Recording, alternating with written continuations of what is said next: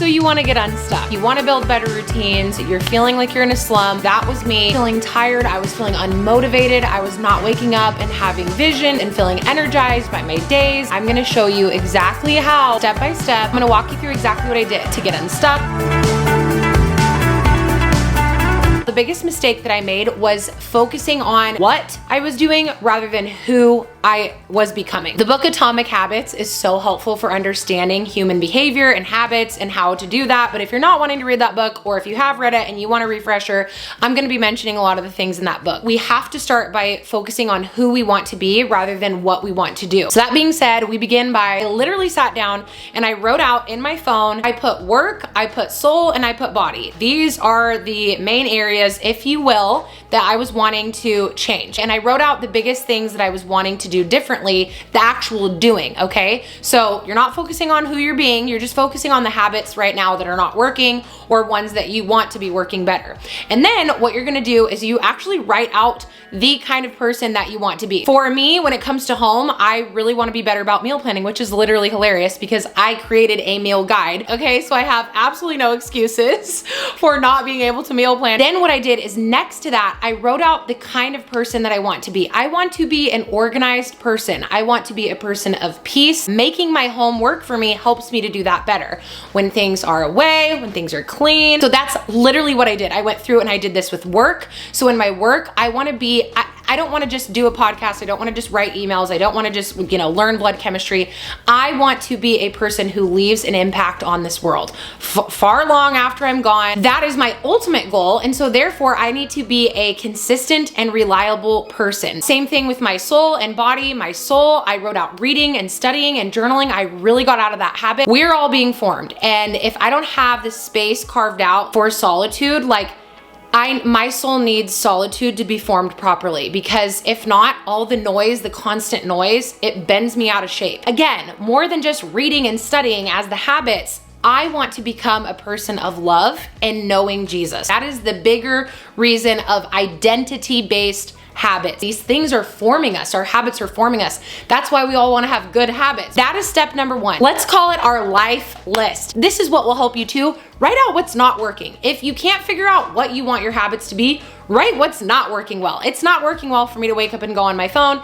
It's not working well for me to be sedentary all day. It is not working well for this, and this. And that will help you get clarity on what you do want to do. And you don't have to worry about identity first. Write out the actions, write out what you want to do, again, by maybe figuring out what you don't want to do first. Then next to it after that, what kind of person do I have to become to do these things? Above all else, habits are not about having something, they are about becoming someone. That being said, we need systems in place that are going to help us become someone, not just get something, not just cross the finish line, not just reach the goal. He says something in the book along the lines of, the purpose of setting goals is to win the game, but the purpose of having systems is to stay in the game. When I had to go run the mile when I was in high school, literally it was all about crossing the finish line. Now that is very different than how I feel about pickleball, which I have only played twice, okay? I want to play the game. It's not about getting to the end. I don't even want the game to be over. I want to play the game. I want to play the game. I want to hit the ball back and forth. It's about playing the game. It's about staying in the game. And that's what systems do. They help us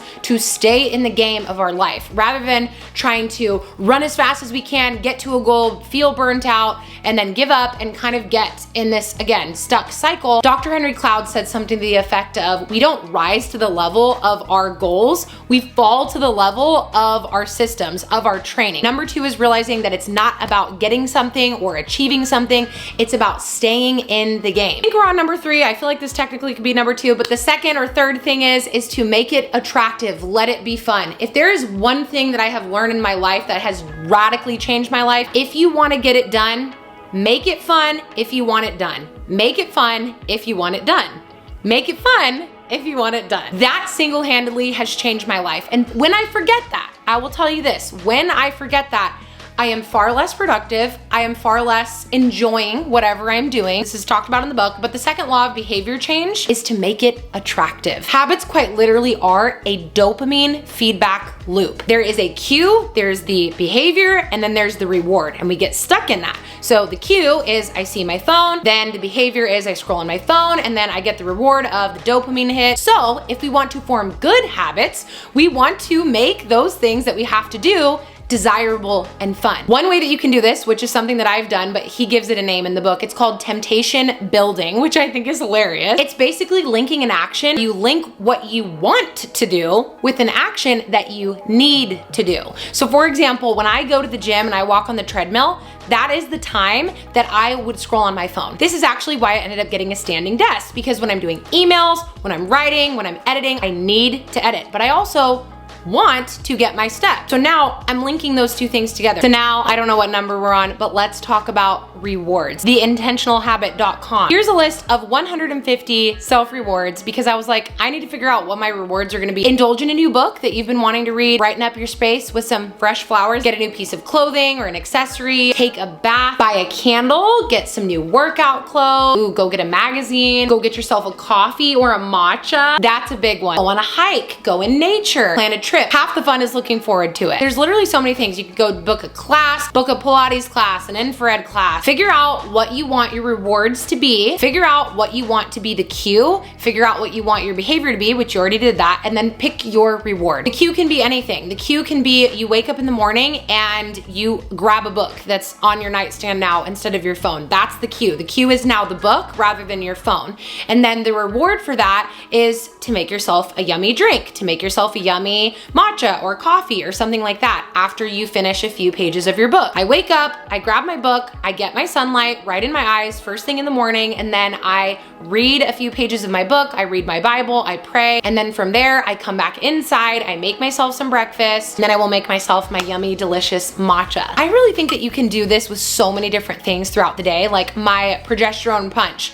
That is a little reward. Making yourself a fun drink, even at home, that's a reward. Figuring out a delicious, yummy drink. And bonus points if you get minerals in there, like sodium, potassium, and magnesium, because those minerals actually help your body to respond to stress. If you're feeling really anxious and you're having a hard time even just within your body, I have so been there. The beginning of this month was very emotional for me, the 2-year anniversary of miscarrying, and honestly, there are just some days that your body feels it. You feel stressed, your heart rate is maybe going, your mind is racing. You genuinely not only feel stuck in your life, but in your body. We have to remember that we are human. You're a human being. Just as much as our heart has needs to receive love and to receive space and to receive rest, we also have nutrient needs that we require, our body needs. And when we're under stress, guess what happens to those nutrients? We burn through them. If you didn't know this, one of the things that salt, literally salt, can't get simpler than that sodium does is it helps to lower adrenaline. So if you feel your heart racing and pounding and you feel like you're physically in fight or flight, one of the biggest and easiest ways to break out of that within your body is to provide your body minerals. Give yourself enough minerals. I make my progesterone punch, and then recently I added in my Christmas cocoa, my fertility Christmas cocoa with minerals as well. Not only am I giving my body the nutrients, but that's also a very delicious reward. That can even be your cue. I can make, for example, me wanting to really be consistent with writing emails again, make my progesterone punch, that's the cue that, okay, it is time to sit down and write an email. And then at the end of it, I go for a walk around my neighborhood. That is my habit loop. I get the cue of the drink, then I do my writing, then afterwards, okay, I'm done, I'm getting off the couch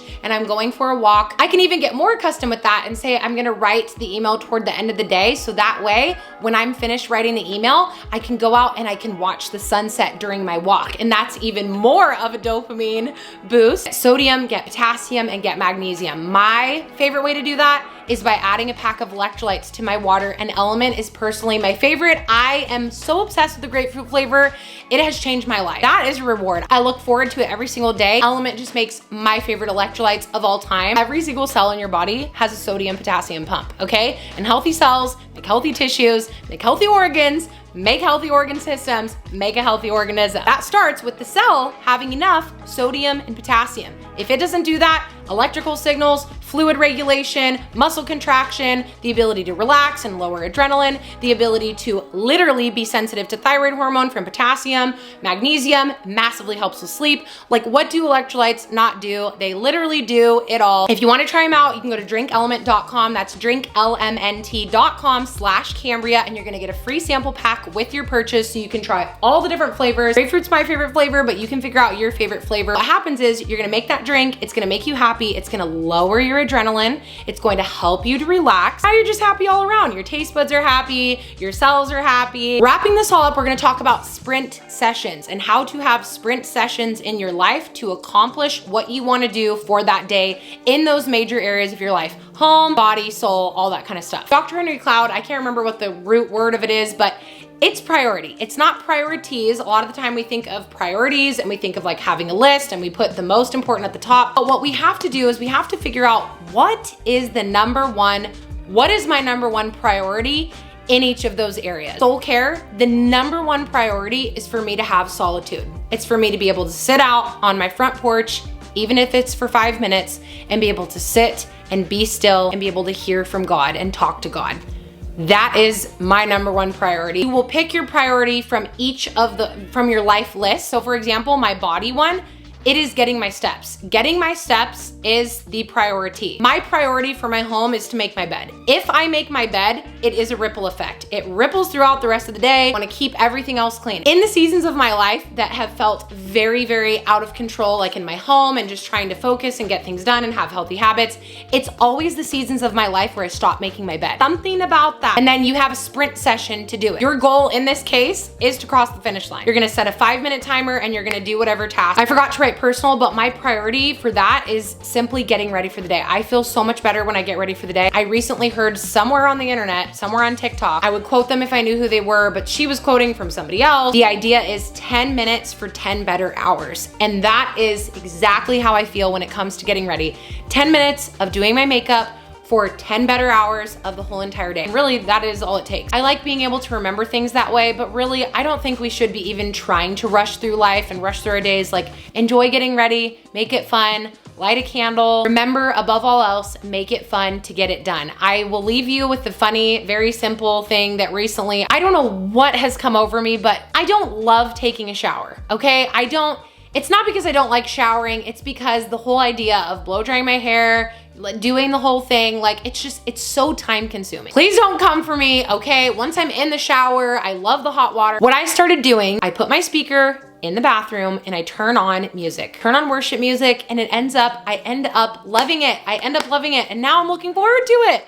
Like, sometimes we don't need this big, huge breakthrough. We just need small wins. We need small changes. We need to focus on who we want to be, make it fun to get it done, figure out our life list, figure out the areas that aren't working, and then figure out what are our systems going to be. What is my cue? What is the action that I need to do? And how am I going to reward myself? And make it simple. Don't overcomplicate it. Make your favorite drink. Put some electrolytes in that drink so you can lower your adrenaline, and make it fun if you want to get it done. At the end of the day, it doesn't matter what you're looking forward to. It just matters that you're enjoying doing it, because this is our life. We only get one life. We need to give ourselves grace and mercy because we're human beings. Give yourself the human card. My friend always tells me sometimes we are going to feel in a slump. We are going to feel sad. We are going to feel, but when you're feeling that way and you want out of it, I hope that this video can help you do that. Instead of trying to make all these changes, like, who do I simply want to be? And that's really what the heart of the matter is. I read this quote on Pinterest. We love a good Pinterest quote. It says, "The cost of procrastination is the life you could have lived." By the grace of God, I want to live my life in a way where I am feeling motivated to get up and I'm not feeling weighed down by my inactivity. You know what I'm saying? Just remember that if God remembers that you are dust and He has mercy on us, we need to remember that within ourselves every single day. Remember, it's not the final tick of the axe that pulls down the tree. It's all the times before. And I think that that's where we give up and we get stuck, is when we're doing it and we're showing up, but we're not really seeing the big changes yet. We're not really feeling it maybe even yet, but we're up and we're swinging, and one swing of the axe at a time. It's not going to be the first hit that takes down the tree. It's all those hits that came before. It's like the bamboo, that big bamboo that takes forever. It's like 5 years or something like that to even sprout. but once it comes through, literally it shoots up, I think over 20 feet or something like that. It's crazy. But the farmer has to go out every single day, year after year, seeing no changes, no growth, nothing different. We are lying to ourselves if we say that we are not growing just because we can't see the transformation right away. That's not true. That is perhaps maybe the biggest lie that we could believe. It's just like working out. Do you see literally the day after you work out a difference in your muscles? No. Nobody needs to tell us that things take time, but oftentimes we kind of don't believe that. Hope that this helped you get the first step to get up and move forward to become the person that you want to be. If you like this kind of video, click thumbs up and let me know if you liked it. Don't forget, link will be in the top of the description box for Element, best electrolytes ever. But seriously, if you are genuinely feeling constantly stressed, constantly in fight or flight, and you're trying to manage that with breath work, or while those things are amazing, hear me loud and clear, while those things are amazing, don't forget that your body also has nutrient need, and give yourself the very forgotten micronutrients, macro minerals, sodium, potassium, and magnesium, so that your cortisol, when it's shooting through the roof, because we get stressed, so that you can love on your adrenal glands and you can genuinely be able to relax and enter into rest and digest. I love you so much. I believe in you. I see your growth, even if you can't see it yet yourself, and I will see you in my next video. Bye.